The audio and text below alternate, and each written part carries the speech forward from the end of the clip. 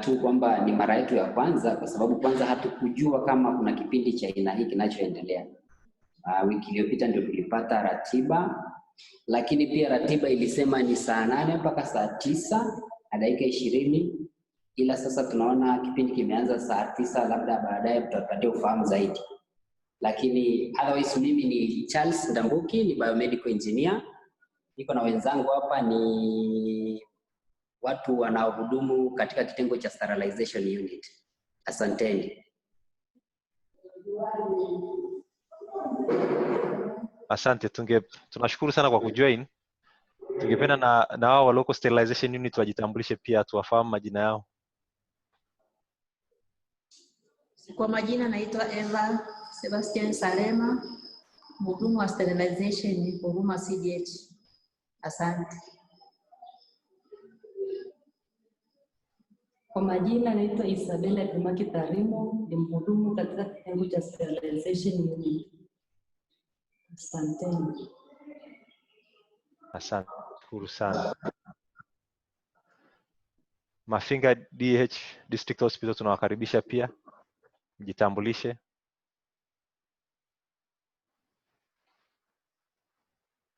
Hakikisha mme-unmute tuweze kuwasikia.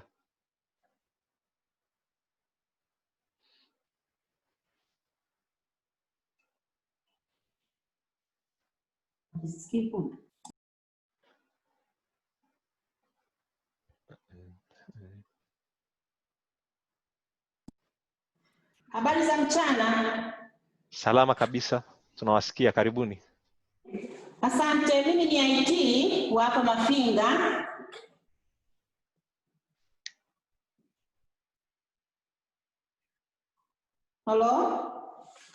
Halo, tunakusikia, endelea kujitambulisha. Ndio, sisi ni mara ya kwanza kujoin katika ECO. Kwa hiyo tumefurahi sana kuwa pamoja nanyi. Tulijua kwamba kipindi ni saa 8 kamili, lakini kumbe ni saa 9. Kwa hiyo wengine watakuja taratibu. Okay, tunashukuru sana kwa kujoin. Kipindi chetu huwaga ni saa 9 mpaka saa 10 na dakika 20 kikawaida. Ingawa tunakuwaga na kipindi kimoja kwa mwezi ambacho kinaanza saa 10 mpaka saa 11 na dakika 20. Yawezekana labda ratiba mnayoisemea ilikuwa ni ratiba labda ya laboratory echo kama sikosei, au HIV echo, ambao walikuja kufunga hivyo vifaa kwenye kituo chenu. Inawezekana labda hawakuwapa information sahihi, lakini vipindi vyetu vya safe surgery echo vinaanza saa 9 mpaka saa 10 na dakika 20. Mara moja kwa mwezi tutakuwa na kipindi ambacho kinaanza saa 10 mpaka saa 11 na dakika 20. Huwa kwenye vipindi vyetu tunajadili mambo mbalimbali yanayohusiana na huduma za upasuaji kwenye hospitali. Huwa kunakuwa na clinical cases ambazo tuna discuss za wagonjwa. Surgical cases mara nyingi zinakuwa ni zinazohusiana na mama na watoto, obstetrics and gynecology cases, na pia tuna cases za general surgery ambazo ziko common kwenye vituo. Halafu pia huwa tuna sessions za anesthesia ambao tuna discuss topics mbalimbali kuhusiana na watu wa usingizi na masomo tofauti na cases za wagonjwa pia. Na huwa tuna vipindi vya sterilization ambao pia also ni sehemu ya muhimu kwa ajili ya kuensure safe surgical services. Kama hichi cha leo kutakuwa ni sterilization ambacho tunacho, na pia tuna vipindi vya biomedical engineering pia. Kwa hiyo katika section zote hizi 4 tunakuwa na kila wiki kunakuwa na kipindi chake. Kwa hiyo kwa mwezi kunakuwa na kipindi kimoja kinachohusiana na mambo ya clinical, alafu pia kunakuwa na kipindi kimoja kinachohusiana na anesthesia, kimoja kinachohusiana na sterilization, na kimoja kinachohusiana na biomedical engineering. Hicho ambacho ni cha biomedical engineering huwa mara nyingi kinaanza saa 10 mpaka saa 11 na dakika 20, kwa sababu ili tuweze kuwapa muda mzuri walimu wetu wengi wanao participate kwenye vipindi ambao mara nyingi wanakuwa wanajoin kwenye vipindi kutufundisha, lakini hawapo hapa nchini. Kwa hiyo ule muda unakuwa unawafavor zaidi. Kwa hiyo kwa kusema hayo, ningependa niwakaribishe wote kwenye kipindi. Kwa leo kama nilivyosema, tutakuwa na Biaramlo watatupresentia case yao, alafu then tutakuwa na didactic kutoka KSMC. Ningependa niwakaribishe Biaramlo team kwanza, kabla hamjaanza na presentation yenu, mjitambulishe kwanza alafu tuendelee. Karibuni.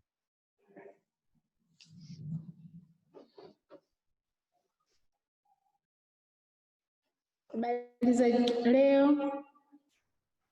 Habari za Salama leo. salama, tunawasikia, karibuni. Hii ni timu kutoka Biharamulo CDH. Kwa majina naitwa Agnes Ladislas Rugamila.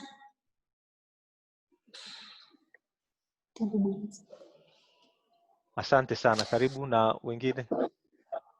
Habari za mchana. Nzuri. Kwa majina naitwa Sister Renata Polycarp, ni timu ya Safe Surgery kwa hapa Biharamulo. Karibuni sana. Kuna timu nyingine wenzenu hatujawasikia bado? Habari za mchana. Nzuri. Kwa jina naitwa Fausta John, afisa muuguzi kitengo cha magonjwa ya akili. Dr. Hakim kutoka Biharamulo. Habari za mchana. Nzuri. Kwa majina naitwa John Bosco Jeremia, muuguzi hapa Biharamulo hospitali. Tunashukuru sana Biharamulo team kwa kujoin kipindi. Tunawakaribisha kwenye presentation yenu, karibuni. Asante.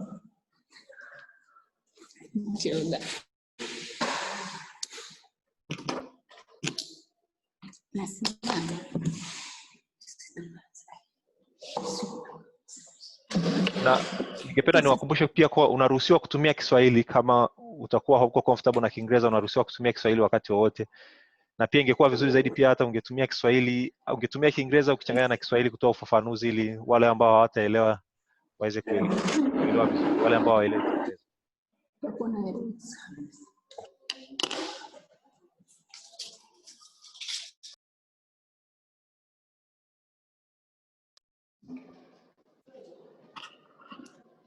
Karibuni kwenye presentation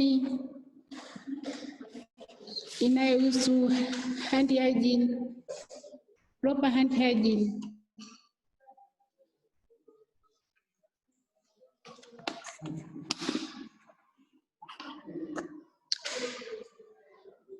Hand hygiene, how to do it using soap and water. Sanitizer, why it's important, when it should be done. The first, hand hygiene is considered the single most important factor in reducing infections. Another is hand washing, refer to the use of soap water and friction to wash one's hands. Hand washing should be done first prior to starting working, upon entering or leaving the work area,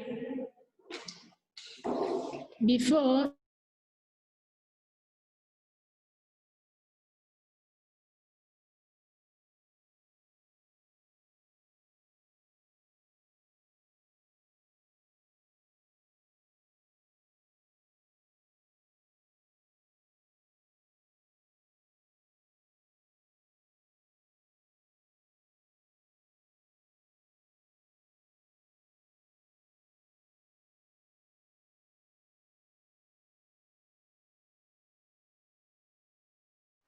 soap to cover all hand surface. Second, rub hand palm to palm. Third, right palm over left dorsal with interlaced fingers and vice versa. Fourth step is palm to palm with the fingers interlaced.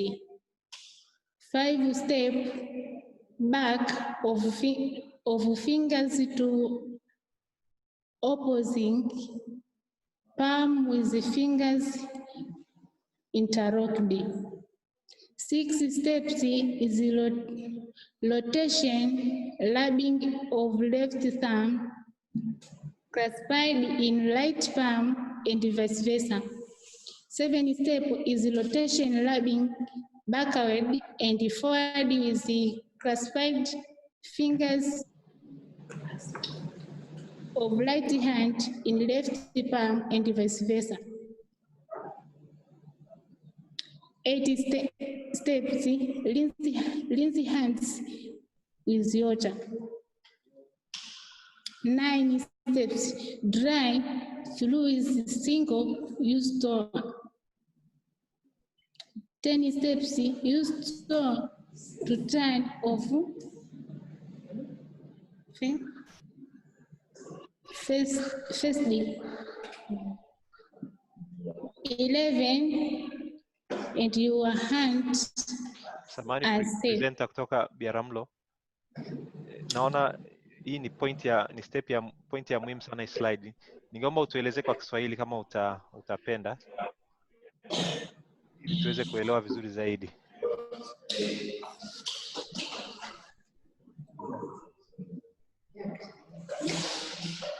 Hatua ya kwanza kama tunavyoona, kitu cha kwanza kabla unapoanza kunawa mikono lazima kwanza uloanishe mikono yako. Kitu cha pili, cha kwanza kabisa hapo tunaona hiyo picha, huyo ameloanisha mikono yake akiwa pia ameweka sabuni. Kitu cha pili, tunaona kaweka sabuni yake kwenye kiganja chake huku akiendelea kuifikicha ili ilete povu. Kitu cha tatu, tunaona amejaribu kupishanisha vidole vya mikono katikati. Kitu cha nne, ameweza kupishanisha dole gumba yake pamoja na vidole vingine. Kitu cha tano, ameweza kutumia vidole vyake na kucha zake kwa ajili ya kusafisha katikati ya vidole vya mikono. Kitu cha sita, tunao kwamba anaenda kusafisha kidole chake cha dole gumba. Hatua ya 7, tunao pia anaenda kusafisha katikati ya kiganja chake cha mkono. Kitu cha 8, tayari kwa kuloanisha mikono yake yote miwili kwa ujumla. Kitu cha 9, tunaona anaendelea kusugua mikono yake kwa nyuma huku akitumia kitaulo chake kwa ajili ya kukausha mikono yake. Kitu cha mwisho,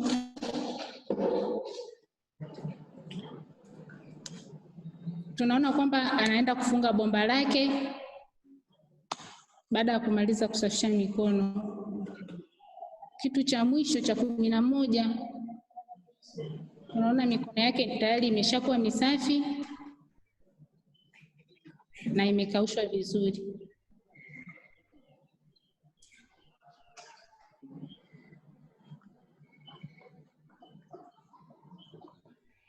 Another is personal hygiene. Infection prevention begin at home. Tunaona kwamba hapo maambukizi yanaanzia usafi unaanzia nyumbani. Personal hygiene is important for the prevention of infection. Naona pointi ya 3 anasema bathing and showering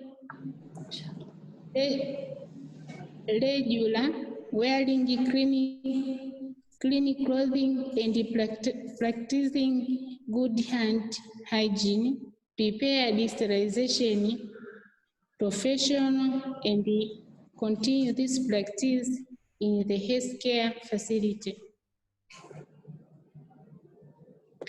Hapo tunaona hiyo picha, watu wapo sefu, tayari nguo zao ni safi, tuseme kwa ujumla wako safi, wamezingatia usafi. Thank you for listening.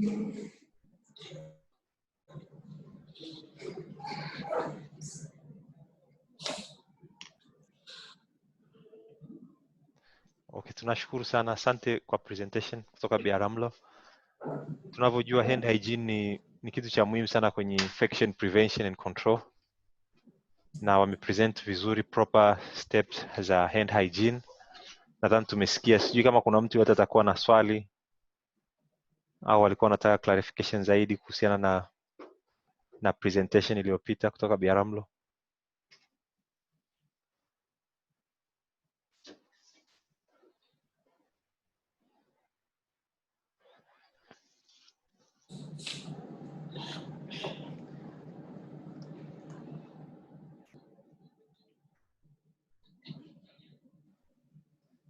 Okay, kama hamna swali kwa sasa, ningependa niwapongeze Biharamulo kwa kuandaa presentation hiyo. Nadhani maswali yanaweza tu yakapatikana au points za discussion baadaye.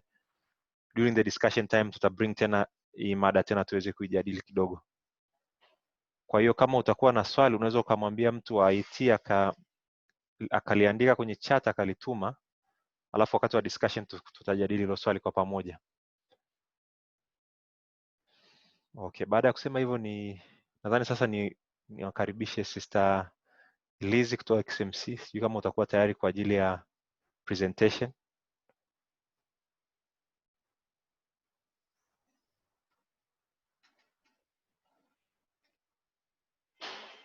Sister Lizzy Limo from XMC. Niko tayari Dr. Kevin, habari za mchana? Salama kabisa. Karibu sana sister. Asante sana. Okay.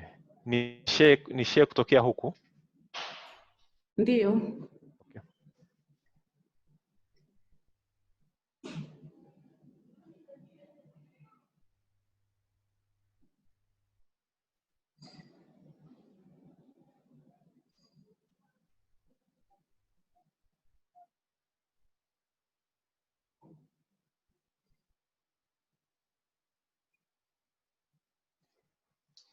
Karibu sister, unaona screen? Naona. Okay, karibu. Asante sana. Ndugu wauguzi wenzangu, habari za mchana. Leo tutajifunza madhara yanayotokea kwenye maeneo yetu ya kazi, hasa eneo la sterilization department. Ninayeongea ni Lizzy Limo kama mlivyoona hapo kwenye screen. Niko KCMC idara ya sterilization. Na siko peke yangu, niko na wenzangu. Niko na Sister Domina Temba niliyekaa naye hapa mbele. Habari za mchana. Ila hatukusikii. Nzuri, karibuni sana. Sawa. Tunashukuru sana, tunawasikia. Niko na Cecilio. Hebu stop share kwanza. Ni Adelina Moshiro. Habari za mchana. Nzuri kabisa. Tunawakaribisha sana kwenye kipindi. Asante sana. Yeah, tumefurahi kuwaona. Asante sana. Okay.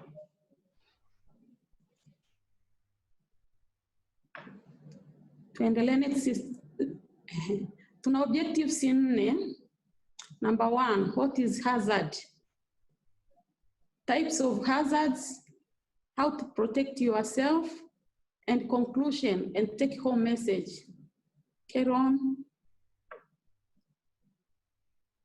By definition, occupational hazard are risky situations that are capable of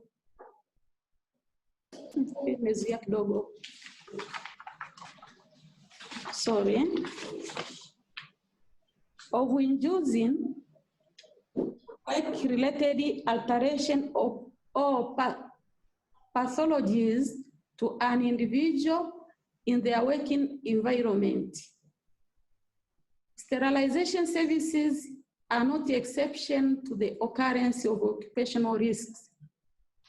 On the contrary, the sterilization process constitutes a work area with high occupational risk. The risks can be of a different nature of etiology. Tunaweza kuendelea. categories of hazards. Tunajua kwamba kwenye madhara kuna mgawanyiko. Tukianza na physical hazard, these are hazards caused by equipment whose involve risks such as noise and vibrations that can induce sound trauma and high temperature that can induce burns. Haya ni madhara ambayo yanaweza kutokea kwenye eneo letu la kazi, ambayo yanaweza kuchangiwa na vitu kama hivyo. Tuseme hata kama ni joto likiwa limezidi kwenye eneo la kazi, kwa sababu ya zile mashine tunazotumia kwa ajili ya sterilization, zinaweza kuleta madhara. Au wakati labda tunatumia vifaa. Samahani, nasikia kelele, sijui mnanisikia. Naomba ambao hawajamute audio zao waweze kumute. Nyerere DDH, naomba mute. Please, naomba mute.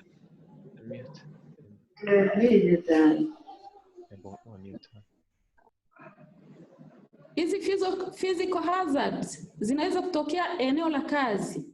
Linaweza kuchangiwa na temperature ya eneo lile kwa sababu ya hizi sterilization autoclaves. Lile joto linaweza kuwa kubwa, ambapo pia licha ya hilo joto, hata wakati mwingine kwa kufungua zile autoclaves zetu unaweza ukapata madhara kwa kuungua.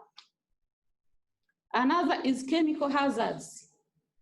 These are hazards caused by aerosol gases, vapor, and organic dust that can be natural or synthetic and inorganic. The chemical sterilizing agent with the highest risk are ethylene oxide, glutaraldehyde, peracetic acid, hydrogen peroxide, and formaldehyde. Hizi ni aina za chemical ambazo zinaweza kuleta madhara.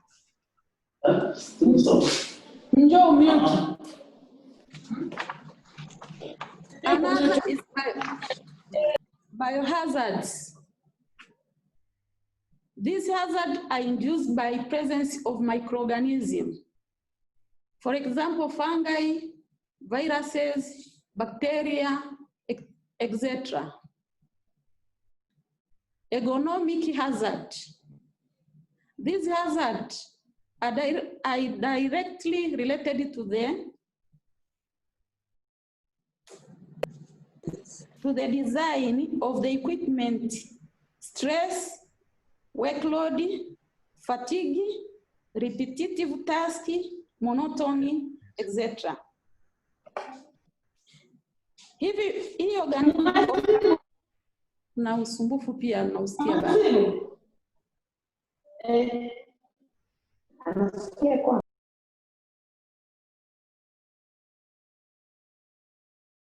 Nyerere DDH, I would like you to please mute your audio until I give you permission to unmute and speak. Okay.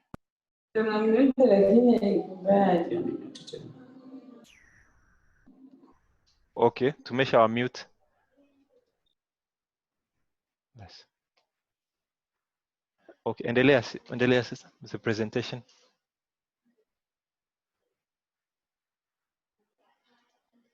Kazi yanaweza kutokana pia na vifaa tunavyovitumia, na wakati mwingine unapokuwa kwenye mazingira ya kazi, labda nyumbani kwako umetoka ukiwa na stress, au umefika kwenye mazingira ya kazi, kazi ni nyingi, zinakupa stress kwamba utafanyaje hizi kazi, wafanyakazi labda ni wachache, zinachangia pia uchovu kwenye mazingira ya kazi.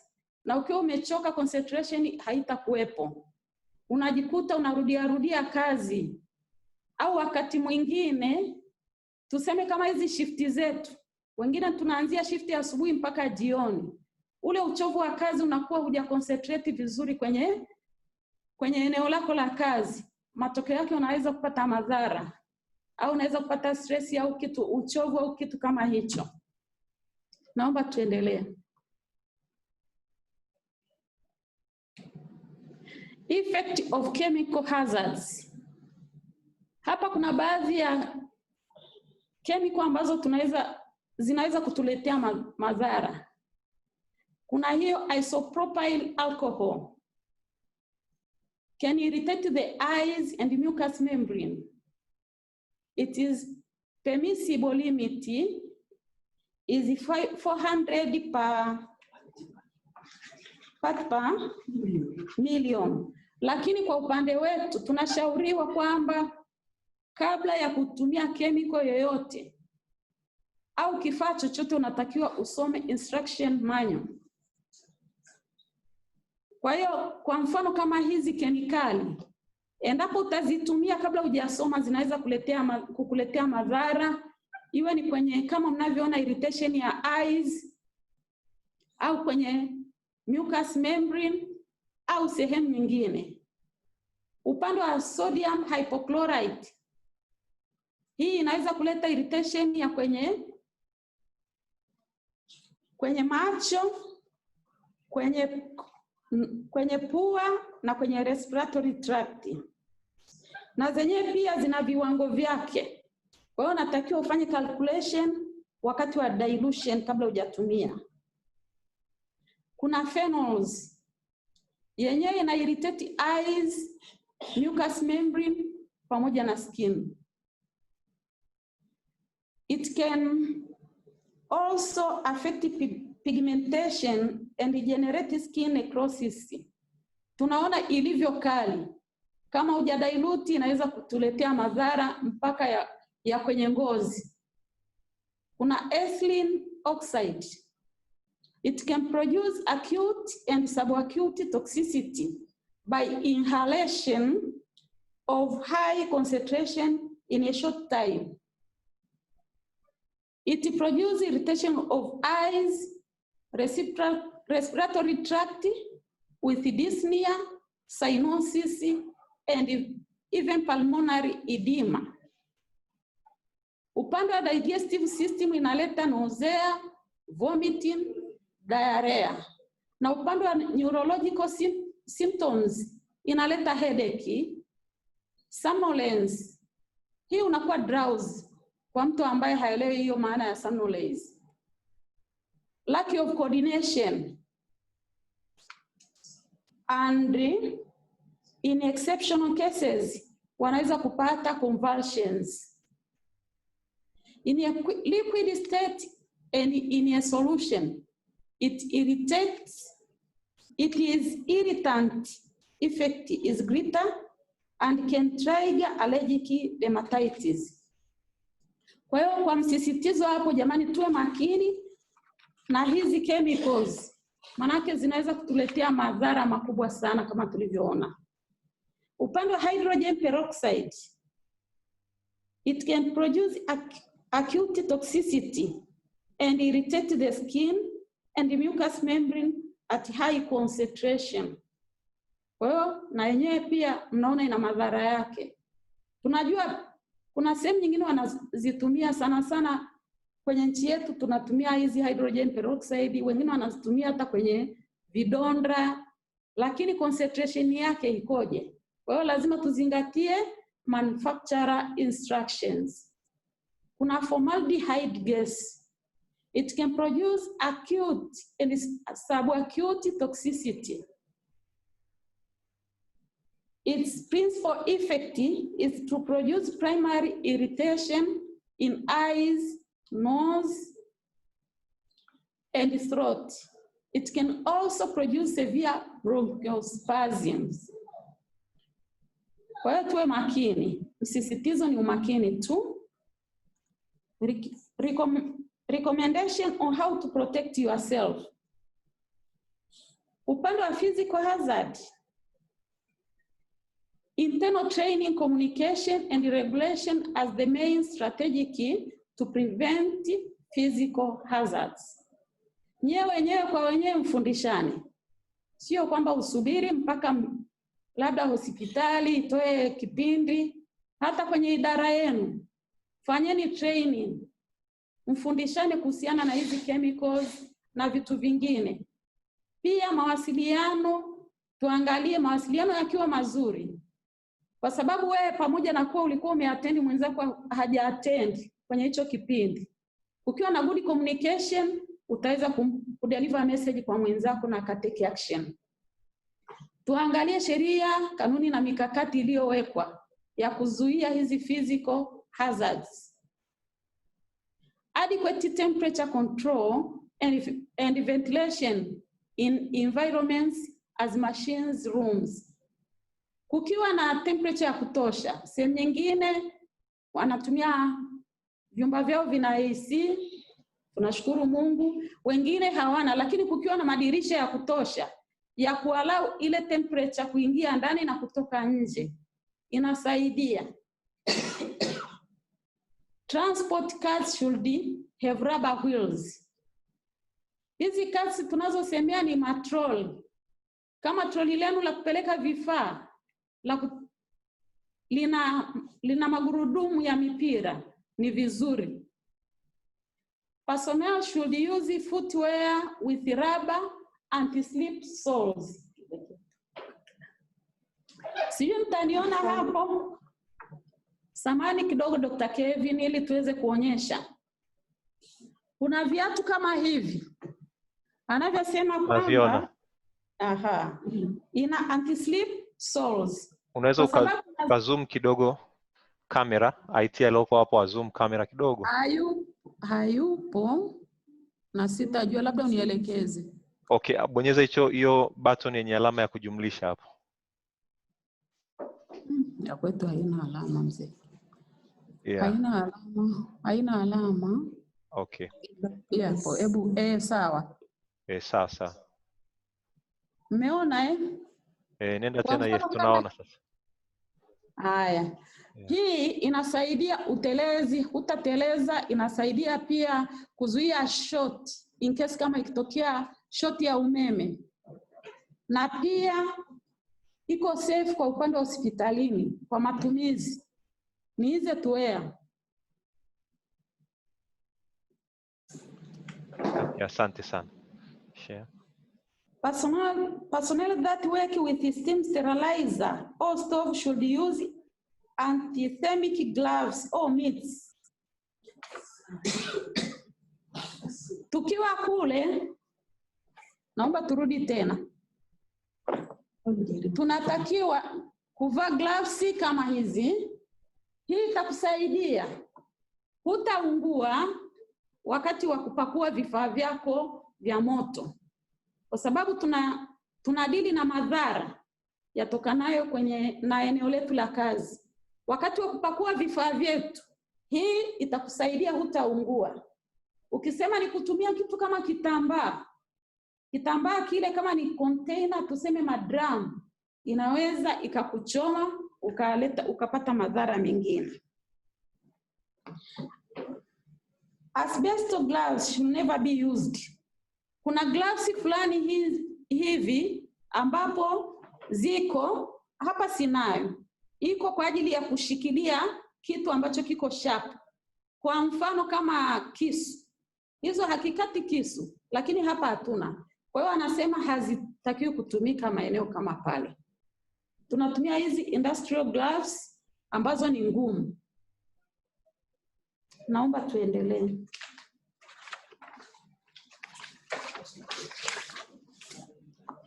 Upande wa chemical hazard bado naendelea nayo.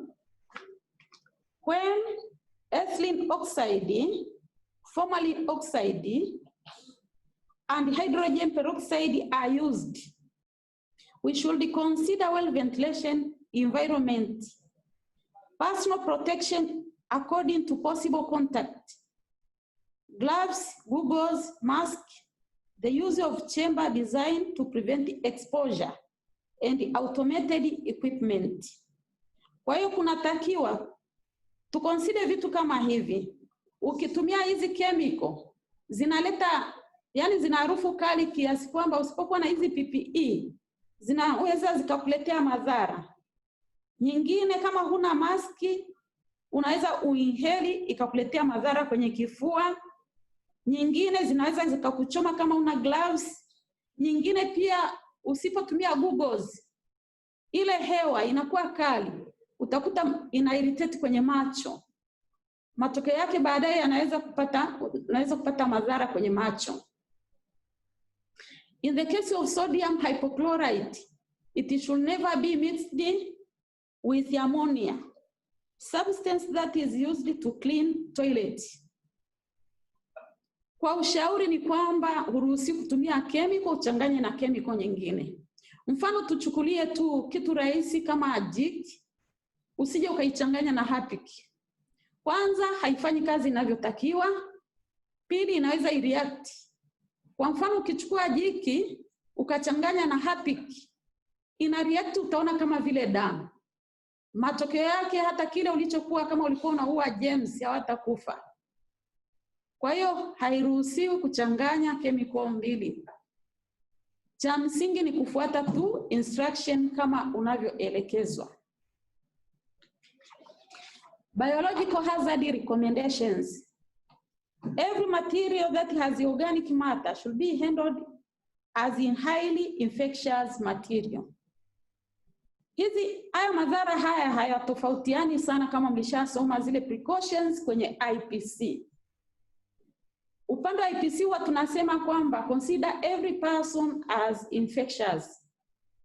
Kwa hiyo na upande wa vifaa tuna consider kama hivi vifaa. Usikiamini kwamba kiko safe, vyote vichukulie kama ni infectious. The use of physical barrier for personal protection is very important when contaminated material and instruments are handled and when disinfection is carried out with a chemical agent. Hizi physical barrier ni zile PPE tunazozifahamu. Kwa mfano, tunajua unaweza kurudisha tena tukaonyesha. Tuna mask, tuna cap, kuna mask, kuna cap,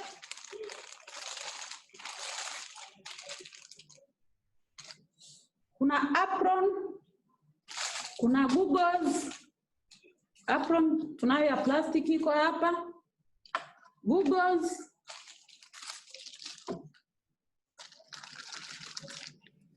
na nini tena? Utility. Kuna hizi utility gloves kwa ajili ya kufanyia mambo ya decontamination. Alafu kuna hizi za kawaida. Hizi watu zitumii kwa ajili ya kuhandle vitu vya decontamination, kwa sababu ukikutana na kitu ambacho kiko sharp, hii ni easy to break. Unaweza kujiprick kwa bahati mbaya. Ndio sababu tunatumia hizi hard gloves. Proper waste management, especially in case of sharp pointed instrument. Kama tulivyojifunza kwenye PPE, lazima tuwe na sharp box kwa ajili ya kudispose hizi sharp instruments. Iwe ni needles, iwe ni surgical blade, au ni vipisi vya chupa. Boxi mnaweza kuzoom liko hapa, na kama tulivyoelekezwa linatakiwa lifike 3/4. Maximum ifike 3/4. Na wakati wa kuempty, wa kwenda kudispose, kwenye kufunga, kuna maelekezo kwamba usisogelee labda meza ukaisogelea ukiwa unafunga, kwa sababu hiki ni kwa ajili ya kufunga. Ikae mbali distance, ufunge ndo uchukue hivi ukadispose. Usije ukachanganya. Na upande mwingine wa taka nyingine ni kama unavyoona namna utenganishaji wa taka kwa kutumia taka zisizo hatarishi. Tunatumia black, hizi plastic bags. Taka hatarishi tunatumia yellow, na taka hatarishi sana tunatumia red color. Kwa hiyo hii ni taka nje, aina 4 za taka na kontena zake ziko hapa. Tukiendelea, the personnel in charge of waste collection should wear waterproof resistant gloves and wash their hands whenever they take off the gloves. Kwa hiyo tunapokwenda kudispose, uhakikishe umevaa gloves. Usije ukaenda bare hand. Na wakati wa kwenda kudispose, usije ukachanganya taka, kwa sababu kwa bahati mbaya umechukua taka, ndani kulikuwa na taka ncha, ukaiweka kwenye plastic bag. Wakati wa kwenda kudiscard unaweza kujipriki, bahati mbaya ikaleta tena shida. They should be vaccinated against hepatitis B and tetanus. Hii ni kitu ambayo najua sijui kama nyinyi mnafanya, ila kwenye kitengo chetu anayeingia hapo anahakikisha wamempima, anachoma hiyo chanjo, na in case kama ikitokea bahati mbaya, manake huwezi kujua. Kama ni bahati mbaya amejiprick, itabidi akachome TT, licha ya TT akafanywe ile wamcancel, hata kama ni kuanza mambo ya pepo aanzishiwe, kwa sababu hutakuwa na uhakika nimejiprick na kifaa ambacho kilikuwa contaminated au vipi. Ergonomic hazard recommendation. Maintain a direct relationship with the work team in order to rapidly identify environmental factors, moisture, steam, heat, that affect the normal limit of comfort. Kwa kweli, ukiwa kama team kwenye kitengo chako au idara yako, ukiwa na mawasiliano mazuri na wenzako, itakurahisishia ufanisi wa kazi. Tuseme hata kama ni mashine imeleta shida, au labda vyombo havikauki vizuri, kama mna mawasiliano mazuri, atakwambia kuna hiki kifaa hiki hakifai kutumika, labda ni mashine imeliki, kimekuwa wet, ambapo tunajua kabisa ikiletea kitu kama kikiwa wetness kina allow growth of microorganisms. Kwa hiyo yale mawasiliano tunasisitiza yawepo mazuri kwenye ufanisi wa kazi, itakufanya wewe utafanya kazi comfortably. Na upande wa work furniture, chairs, tables, footstools and others should be equipped in such a way that they permit the postural ergonomics. Hivi tuchukulie mfano, tunajua eneo letu kwa mfano kama upande wa sterilization ni eneo ambalo pia tunaandaa gozi.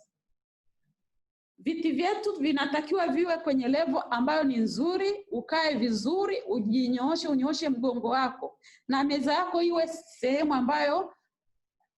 sehemu utakapokunjia iwe vizuri, sio ujikunje.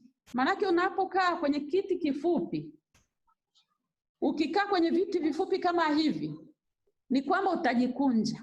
Madhara yake unakuja kupata shida kwenye upande wa bongo. Lakini kama umekaa kwenye stuli, kuna stuli hizi ndefu, ziko ndefu na meza iko vizuri hapa, unakunja comfortably. Kwa hiyo haitakuja kukuletea madhara siku za baadaye.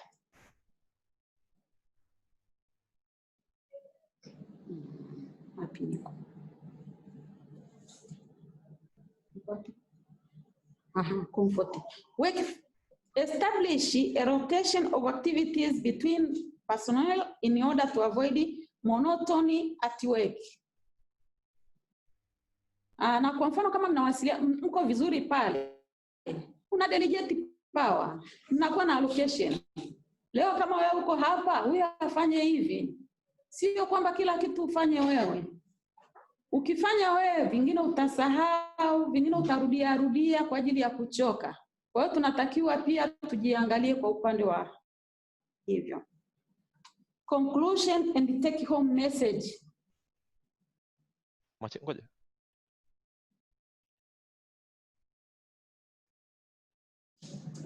Niendelee? Endelea tu. Okay. Conclusion and take home message. The well-being of healthcare worker is of primary importance so as to deliver proper hospital services. The health team that works in a hospital establishment is exposed to countless risks that are capable of inducing work-related alterations or pathologies. Sterilization services constitutes a work area with high occupational risk. Therefore, the sterilization team to be aware of how to protect themselves. Mnaweza kujiwekea hata ratiba kama mko wengi, mkajiwekea vipindi, mkao mnasoma, mnafundishana wenyewe kwa wenyewe.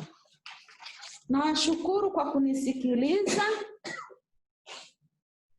Hapo ni reference kama mnavyoona, Sterilization Manual for Health Center Pan America Health Organization. Sterilization Manual for Health Center, Washington, DC, PAHO 2009. Asanteni sana kwa kunisikiliza. Asante sana Sister Lizzy, presentation ilikuwa ni nzuri sana. Natumai wengi tumejifunza, hata mimi nimejifunza vitu vingi sana, na I hope hata na wenzangu walio join wamejifunza pia vingi. It was a very good presentation and we thank you so much for presenting. Asante sana. Okay, sasa tunaingia kwenye majadiliano na maswali. Kama kuna mtu ambaye atakuwa na swali au ambaye atahitaji ufafanuzi kuhusiana na presentation ya Sister Liz, au hata kama una comment au una kitu chochote cha kuchangia, na kukaribisha.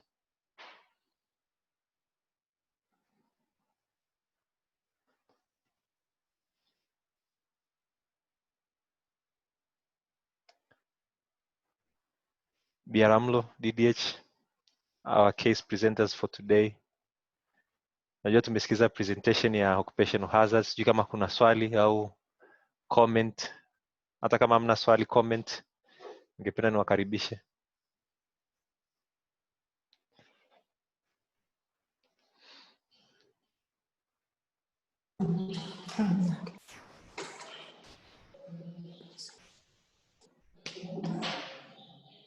Maswali.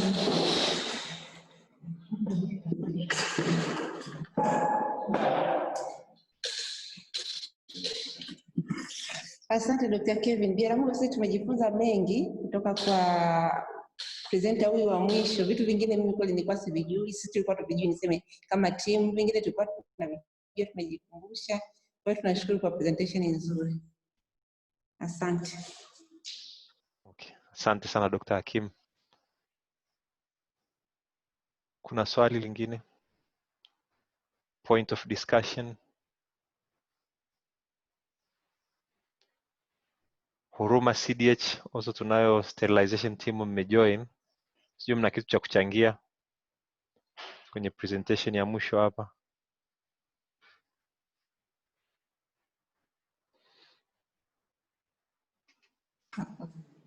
Nafikiri somo limeeleweka vizuri, kwa hivyo tunashukuru.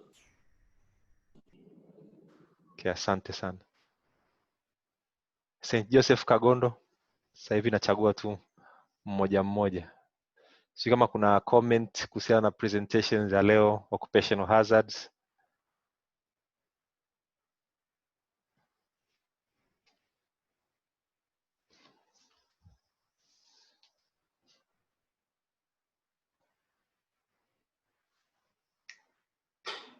Asante Dr. Kevin, unanisikia? Yes, tunakusikia, endelea.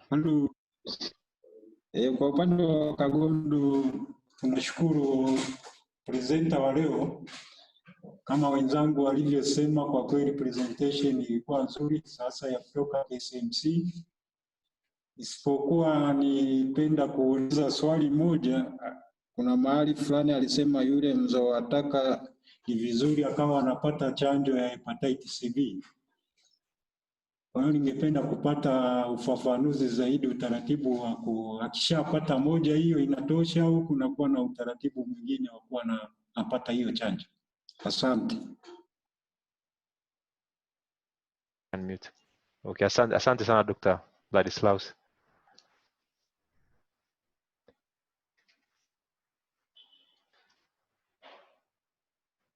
Sister Liz, CMC. Karibu. Nashukuru, nimesikia swali. Hepatitis ma upate chanjo zote tadana na maelekezo ya viongozi wale watakulehe kwenye kitengo kinacho wanakupa tarehe rudia baada ya hiyo cha kwanza, unahakikisha umemaliza dozi, nakupatia kadi pia. Asante.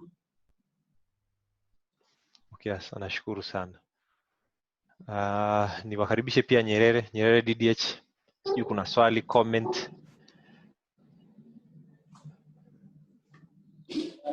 Niko tayari. Hapa tunakusikia. Unmute.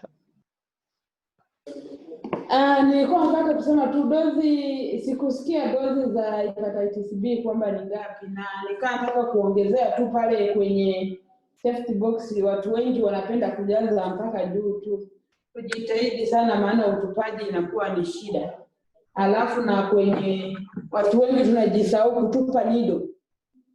Utakuta hata kwenye ndoo zingine hizi, kwenye ndoo ile ya tarishi unakuta mle kuna nido, kuna sirinji. Kwa hiyo tunajisahau sana, tukumbushane tu.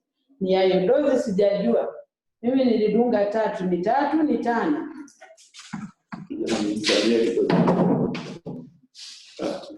Okay, ni 3. Hepatitis B vaccination ziko 3. Kwa hiyo lazima upate chanjo zote 3 za hepatitis B. Nashukuru pia kwa comment yako kuhusiana na safety box. Ningependa niwakaribishe also Shirati. Najua mnaweza mkawa na kitu cha kuchangia kuhusiana na presentation ya leo Shirati Hospital.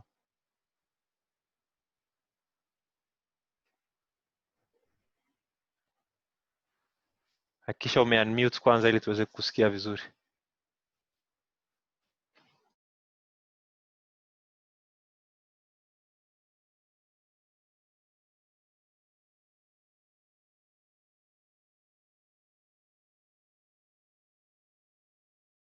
Unmute them.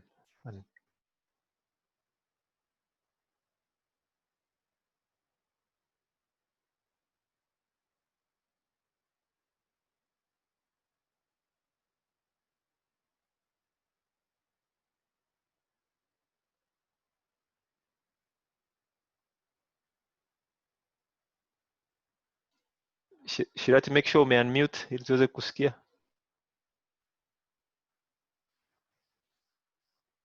Unmute audio.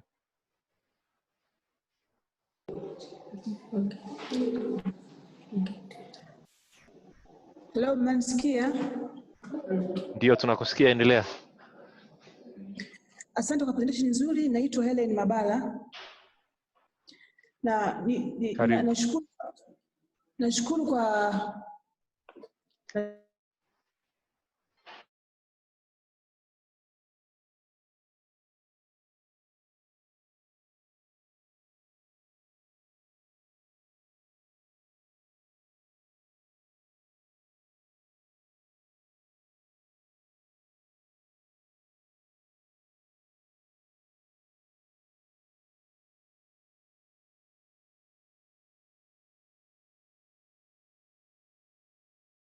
zina face ziko, unazinamia hivi, unafungua maji yanapiga, unafungua macho, unahakikisha yale maji yanaingia machoni. Baadaye sasa ndo step nyingine zifuate, kama ni kuripoti, kama imekuletea madhara labda uripoti kwenye kitengo husika. Sisi kama hapa kwetu tuna emergency department. Kwa hiyo in case kama ikitokea hazard kama hiyo, unafanya hiyo first aid, unamuinform in charge wako kwamba nimepata shida hii na hii, una rush emergency department, wanaendelea na process. Asanteni.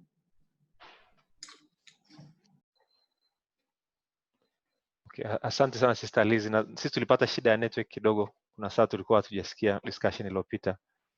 Ila I hope discussion imekuwa, swali limejibiwa vizuri. Shirati, sijui kama kuna comment nyingine au swali. Hatuna comment wala swali, tunashukuru kwa jibu hilo. Asante sana. Manyamanyama, sijui kama kuna participant ambaye angependa kuuliza swali na wenyewe naona wamejoin session. Manyamanyama Health Center.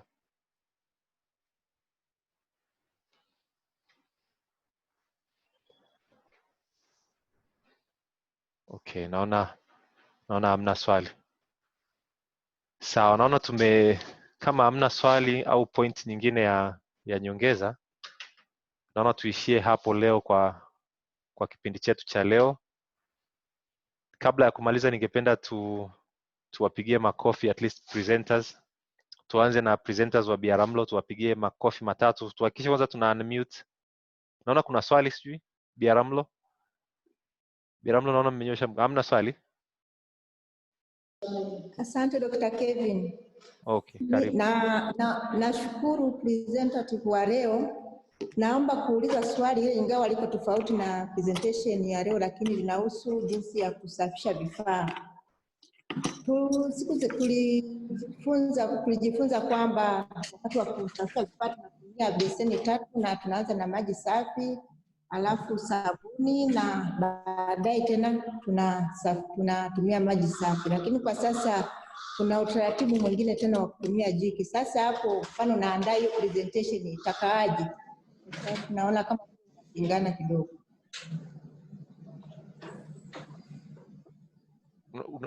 Okay. Sisi tunazungumzia steps of manual cleaning Ndio ile ya kutumia jiki. Zamani tulikuwa tunatumia jiki, lakini baadaye ikaja tena mwongozo wa safe surgery tunatumia sabuni. Yeah. Lakini kwa sasa tena tumerudia jiki. Sasa hapo kama naandaa presentation hapo inaleta utata. Okay. So naweza nika respond kwenye hilo question kwa sababu tumekuwa tukilidi vipindi vya sterilization kwa muda.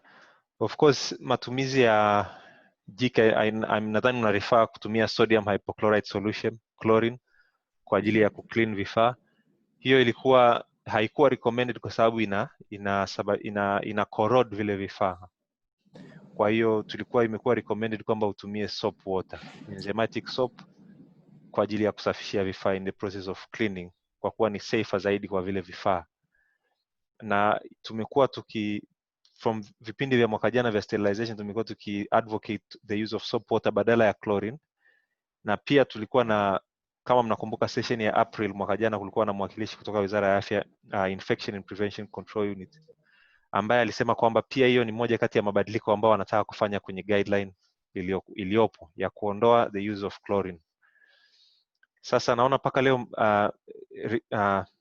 mabadiliko haya hayajafanyika, na feedback ambayo tulipata ni kwamba kulikuwa kuna marekebisho mengi kwenye guideline ambayo yalikuwa yanatakiwa yafanyike as a whole. Kwa hiyo wameshindwa kufanya badiliko hilo moja peke yake, wanataka wafanye mabadiliko yote. Ni kitu ambacho wanataka kureview guideline nzima kwa ujumla. Naona mpaka leo hatujapata any update kwamba hiyo imefanyika, na sisi kwa hiyo tumekuwa stuck hapo, ingawa tuna infection prevention representative kutoka Ministry of Health alisema kwamba chlorine haiwi recommended. Kwa hiyo ingawa aliparticipate kwenye vipindi na alisema chlorine haiwi recommended, lakini guideline mpya bado haijatoka. Sijajua kama kuna mtu yote ambaye ana update zaidi atupe, lakini kwa ufahamu wangu hiyo ndo ninayofahamu mpaka sasa hivi.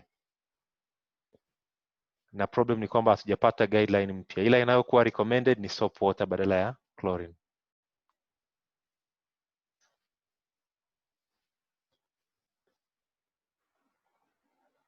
Sister from Biaramlo, sijui kama at least kama nimeaddress swali lako. Mmenijibu, asante sana. Shukuru Dr. Kevin. Okay, nashukuru. Tukipata updates zaidi tutazileta, lakini mpaka leo bado hatujapata updates kuhusiana na guideline mpya. Okay, baada ya kusema hivyo ningependa sasa tuwapigie makofi presenters. Tuanze na Biaramlo. Naomba tu unmute ili tuweze kusikia. Tutapiga makofi matatu tu. Tutaanza kuwapigia Biaramlo alafu baadaye tutawapigia KSMC. Okay, wote naomba tu unmute. Nitahesabu mpaka 3 alafu tutapiga makofi matatu kwa ajili ya Biaramlo. 1, 2, 3. Okay. Asante. Naomba tuwapigie uso na KCMC. Makofi matatu. 1, 2, 3.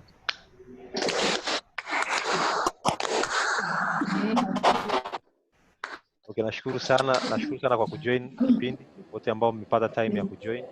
I hope kipindi kilikuwa productive, natumai tumejifunza kitu. Tutaonana wiki ijayo. Wiki ijayo tutakuwa na session ambayo main theme itakuwa ni anesthesia. Kwa hiyo I hope also tutapata muda wa kujoin. Na sisitiza pia Mafinga pamoja na Rombo Huruma CDH.